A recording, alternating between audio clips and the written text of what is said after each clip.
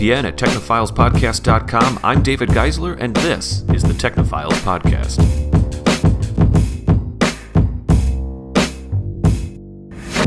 Hello, everybody. Welcome to the Technophiles Podcast. This is part 2 of episode 291. I'm David Geisler here with Vee Laabs, Krista-Lee Malone, and Jake Gill. You guys doing okay? Yeah. Had a good little break there? Yeah, we did. We had a productive break. Waited for people to click that button to the next part. Yeah, we definitely gestured enough. I think I made it happen. You did. Yeah. You helped too. You chimed in a little. I appreciate that. Yeah, you were working it though. It was hard work.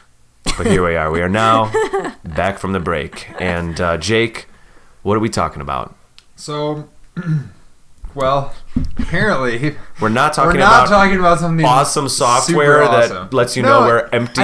I think it is awesome. So there's an app. Ford has been working on it. They're working with another company, which is Us2, I believe. Hang on, if I'm gonna. The headline of the story here is Ford makes a parking app, right? Yep. So it is from Ford. It is designed by Us2.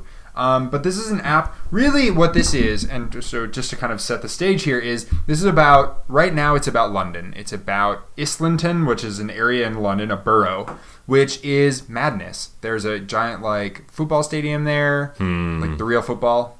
And Soccer.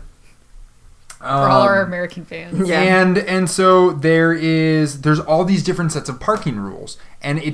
So on game days, the parking is different than on a normal day. I see now. On weekends, the parking is different from another. So these parkings, have you guys ever driven around and then you find a spot and you're like, well, here's a spot, but the sign is 60 feet away.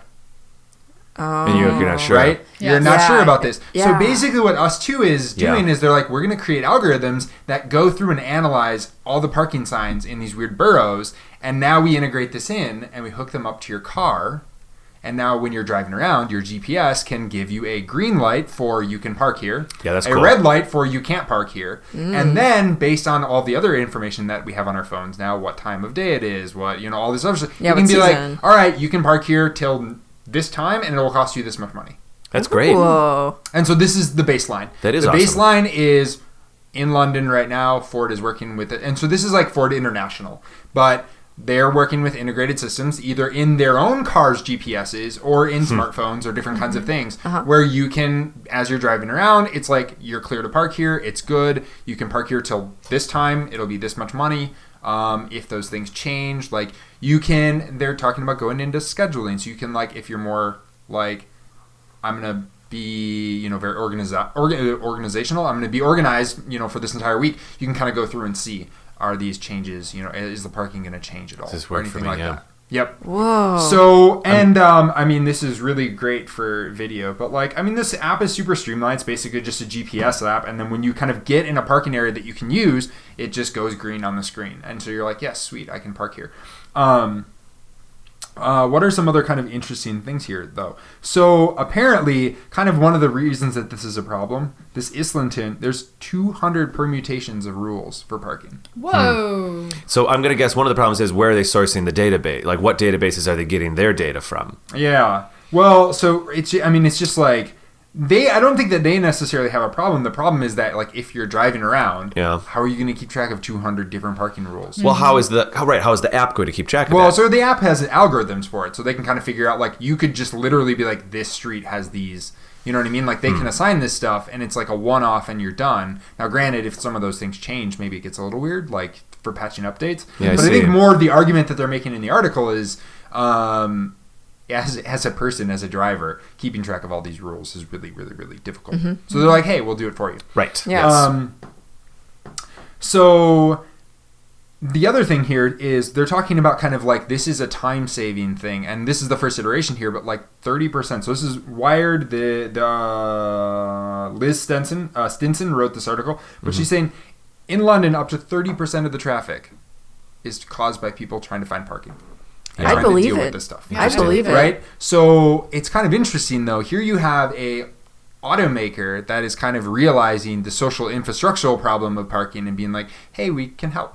And that's pretty sweet. And the their main goal there is probably to work it right in, because I can imagine Ford wants this. They want to have a commercial about this and have it be one of the bullet points on the box about certain cars that they're going to release, that this is software embedded into the car. Right. But in the meantime, it also can be expressed as an app and otherwise. Right. But that's obviously Ford's interest. It's going to be a feature that they can add to their car. Because sometimes you think about it like, well, fine, what is a parking app? Why would a car company care about a parking app? As you were kind of just suggesting, it's outside of what might be directly necessary, except it can be a feature in the car. Yep, exactly. So, and this is, GoPark it's right now, it's a very simple alternative to dealing with parking signs. And that's kind of where they are with it right now. But this could be something in the future. Once you start linking up enough phones, then you get into these things where like we could start figuring out if a car is wired up enough and sensored up enough, you pass by that thing, there's a space here that looks like it could fit a car, right? But then actually that gets really complicated, because if you have every single mobile, let's just call them phones for now. If you have all your cars and they all have mobile phones and they're doing all of this stuff, then like how does that algorithm deal with, okay, I just told Krista-Lee that I have a parking spot here. Now every single other phone needs to be instantly updated to know that is not a parking space anymore. You know what I mean? Yeah. So maybe that is a little far down the road. Right. But... Or like ordering spots ahead of time and stuff like that. Right. You can know like this will be available in 20 minutes because you're 20 minutes away. Yeah. This car is going to be out of there in 18 minutes. Yeah, this car has that much time left before it's illegal.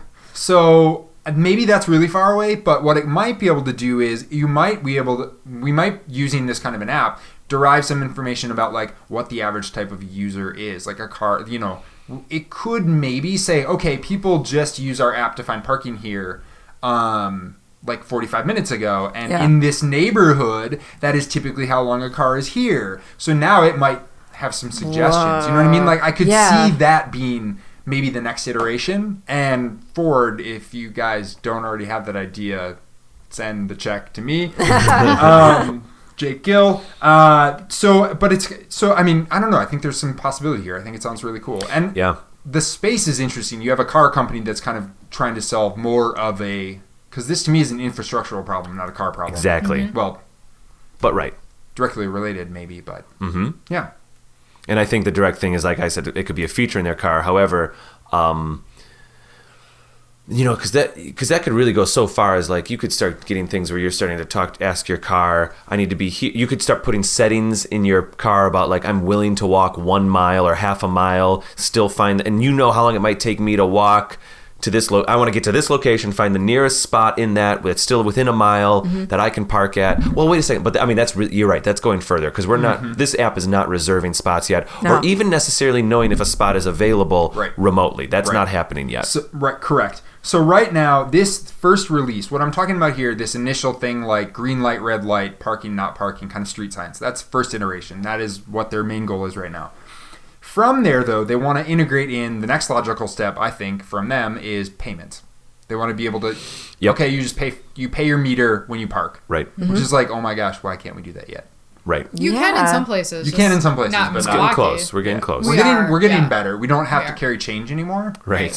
Which is really nice. Well, there's still some spots in Milwaukee. The whole city is not converted over yet. Oh, that's true. But the electronic ones. Yeah. So the next thing here is payment options. It also, let's see here, there's plans to create SMS service so people without smartphones can text their car to do the task. So like paying, like renewing, like if you have a brick phone, right, or a flip phone, and you want your car, intelligence is in the car. You SMS your car like, pay my bill, and then the smart app in there goes cool. Right. Does it? Okay. Because who has a smart car and not a smartphone? Yeah. Well, I mean, I think where Ford's going here is they're obviously planning on this being some kind of throw it in some new 2018 Ford Fiesta, right, and then all of a sudden, I think it's Grandma Malone is like. I want to borrow your car, dear. Yeah. Yeah, well, I mean, it's true. No, it's her car. It's a nice little. They're covering their bases. They're covering their bases here. It's a good little retro, backwards compatible solution. It's perfectly fine. Yeah. And obviously Ford, it sure seems like they're planning on this being basically a standard feature in a couple of years. So the ambitious thing is Ford wants to work with IBM and Watson and these algorithms to try and figure out and predict real-time data, or use real-time and historical data to figure out when. Yeah, I wonder what's a more bays. Bays, that's what they're calling them. Bays. Yep. Yep. Okay. Not spots. Not spots, parking spots, parking bays. Oh, when man. they're London's available. weird. England. So All right, London, you can tweet Krista or Vee V at no, tweet Bear Krista-Lee. Do it. It's funny though, because like at the end of all of these things, right, there's so many, we had some other car news, right, and it's kind of, it seems to me like most of the car manufacturers are like, yeah, this is like holding us over until you humans are no longer driving our cars. Yeah, right. Yeah, this We'd is much rather sell to like, yeah. TX. That's what's so weird about the car industry right now is like the writing's on the wall. It's gonna be at least a 10-year gradient. Sure. But it's just so clear. Yeah. Right. You know, and so Well, as and we it seems like they all have a lot of future sight though toward, they're like, yeah, this is the way it's going, Right. Yeah. Not a single car company seems to disagree about self-driving cars or even how to handle them, how they'll function. It doesn't seem like any car manufacturers disagree about how the intelligence should be working. I imagine that 5 years from now, 10 years from now, they're even, hopefully, each one of these cars are using, hub languages that are obviously allowing them to kind of cross-platform connect with each other as well, Yeah. So you don't just want all your Ford cars to know where the Ford cars are. Sorry, if you want to drive on I-45... You want to know where all your cars are. You need a Ford. I was chatting. I was having coffee with someone just the other day, and we were talking about the self-driving cars, and I brought up the thing that we were talking about on this show about a season ago, where I was like, once the cars are driving themselves, like the ticket thing starts to go away a little bit. Like you're not the speeding ticket thing, Yeah, and that seriously impacts police officers, because as much as most police systems don't want to admit it, a large portion of their income comes from parking tickets and speeding tickets, So this is this is a serious hit on like law enforcement income if all of a sudden cars aren't speeding anymore, right? And I proposed, and I've said this before on the show, what you'll probably see then is and I'm just, hear me out, I could very easily imagine a scenario where now people aren't the joke of like, well, I speed, the tickets that I pay for speeding is my fast tax, quote unquote. Yeah. Well, now I can totally see tiers of transportation available where you can have like a standard driving pass or a preferred driving pass where your car can go 100 miles per hour faster than the other cars, or certain lanes for the faster cars, or there's going to be, and then this person said like, or I said something like, and then, or maybe like the lowest tier is the free tier. And this person said, no, it's never going to be free because they still have to pay for their taxes for the roads, and the law enforcement still needs to get this money somehow. And then I said, oh, you're right, it's not going to be free. The free mode is going to be advertising sweaters to you the entire time while you're driving. You know what I mean? Cars are going to, this kind of interface is going to become like our free apps and our pay apps and all that craziness. Yeah. I think that's totally conceivable. I don't even know if I would know where I was going with that exactly. But parking tickets. With this, if people are parking more correctly and and know when to get out of there and aren't confused and are more willing to. We need this in Milwaukee. So when parking tickets are gone, God. when parking tickets don't exist anymore because all of the math and all the algorithms. By the way, I wonder what's more complicated: AlphaGo, or like playing Go, or managing a couple thousand cars in a downtown city and managing all of them parking and not parking and when they move and when they don't move. Like when you said Watson and we're talking about AlphaGo and all these things, like. This is all lining up. You know? I mean, so let's put it this way. It's as complicated probably because they're kind of all using the same computer technologies, right, to process this information. I mean, Watson's probably different from AlphaGo and DeepMind and everything, but like, it's still, you need an AI to power this stuff. Right. Yeah, so absolutely. It's crazy. Oh, what happens if you're playing Go and all the little beads are self-aware? they have their own little robot. I wonder if you could make what happens when you hive mind Go, right? Is that what happens with the cars? What happened when people hive mind Pokemon? I don't think it ended very well, did it? Oh. It's like a vote for your moves. Oh, wait, are we hive minding or are the AIs hive minding? Well, there's a couple different ways to do this. There's tiers. It's like small pieces with the that self-driving make a big piece that car thing. Sorry, Watson, I'm AlphaGo, so I can imagine something like Watson observing the entire dynamic of all the thousands of cars in the city, but I can very similar to like those Amazon robots that are in the factories now, where it looks like chaos, but the computer programs, it's like perfectly efficient. Yeah. They're all doing their own thing, but there's something supervising. There's going to be the umbrella up above looking down, and then each car is obviously going to have its own intelligence reporting data to that hub intelligence. That's how it's going to work. But we need like everything to be integrated. They all have to work together. Microsoft, right? Ford, all the companies need to get along. And it doesn't seem like the companies disagree about that. That is to say that it seems like they all kind of get it. That's true. I think it does seem like they really get it. it's just like, okay, all the car companies need to meet together and kind of pick one overlord. There's going to be, there's going to be some there'll be a general language that gets written. There'll be a language that gets written and gets standardized, and then they'll all use it, and it'll be okay. Yeah. I got to touch a Tesla Model S the other day. Yeah. It was really cool. Oh my gosh! How did you get to touch it? Did you did you have to walk by it and pretend to trip parked? And touch it just to so you didn't get in trouble? No, I parked next to it, got out, and started touching it. And then all of a sudden, on accident, the handles start coming out. She's like, oh! She runs away. Back away from the vehicle. No. Elon Musk's voice. Yeah, I had to pick my uncle up from work, and his boss owns one. And so I'm sitting there petting the car, and I'm like, could you get him to give me a ride someday? Yeah. Was it the 85D? Cool. It was, what is it? It was a Model S. I think he said it was 3 or 4 years old. So probably. Well, I mean, pre-autopilot? Yeah, I'm pretty sure. But can't they just push a patch? So there are some hardware requirements. Oh, so you have to have. There is that you can get old enough that you don't have enough of the sensors in there, But, even with an S. Now you got to get a new one. Mm-hmm. Back to the parking. I gotta say, when you were first describing it, I'm like, oh, that'd be freaking sweet. But then I had this one selfish thought, and I was like, there's a couple places where I regularly go downtown, and they have spots like this where it's a really long sign, and it says, this time to this time, accept, and I have those memorized. You know the rules, right? I know the rules. I have it memorized. These are guaranteed spots. Yes, and you kind of don't want everyone else to know about them as well. Exactly. It's you've done the research. You've taken it. So you need to skip ahead. No. First iteration is not for Krista-Lee, but final iteration. But this is what's going to happen, guys. I return to this, and I'm very serious about this. We can all imagine what's going to happen there. Then is you would be the kind of customer that would be inclined, maybe not you personally, but that would be targeted for a preferred parking pass so that you can get some of these spots over other people. This is all going to get monetized, and that part's the sad part. But well, no, you know what though, I would still buy this every app time or something because you know what I mean. Frankly, there's a couple of spots in the city where I have it memorized because I go there on a weekly basis, right? But there's still plenty of all the other days I'm going to all the other spots that I don't have memorized. So this app, it would still be useful. Yeah, absolutely. So, just to interpret them. Yeah, the app, a lot of it is still in development right now, but rolling it out for this specific area right now, and then hopefully London, and then they want to scale it, to more cities. But London, I think, is the reason that you start is because it's a nightmare. All the different rules, and lots not of just, different rules. And not and just, it's not just seasons. It's not just day and night. 30% of traffic is just people parking. And the schedules of things that are happening socially change it. Right. Like you said, the games and stuff change it. So you might have rules layering on top of rules.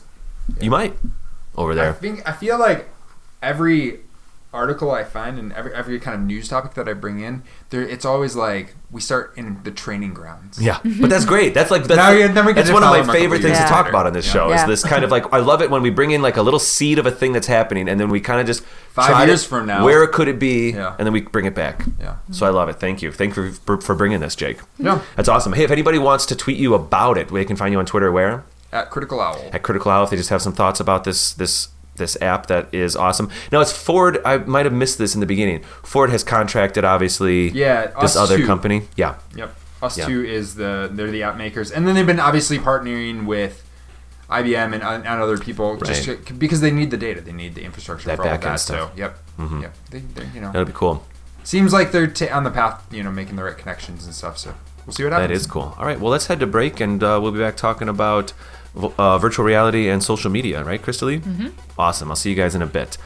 Actually, in the meantime, let's do our other tweets and Twitters. Vee, where can people find you? They can find me at bear_Annika. Fantastic. And Krista-Lee? You can find me at GamerAnthro. Krista-Lee saw behind the smoke and mirrors there for a second. People can tweet the show at Technophiles Pod or find us on iTunes and Stitcher and YouTube and Facebook by searching Technophiles Podcast. Or go to our actual website, technophilespodcast.com. We'll be back in part 3 talking about virtual reality. In the meantime, you can also tweet me, David Geisler, at Raptor Paint. See you in a bit, everybody. See you in a bit.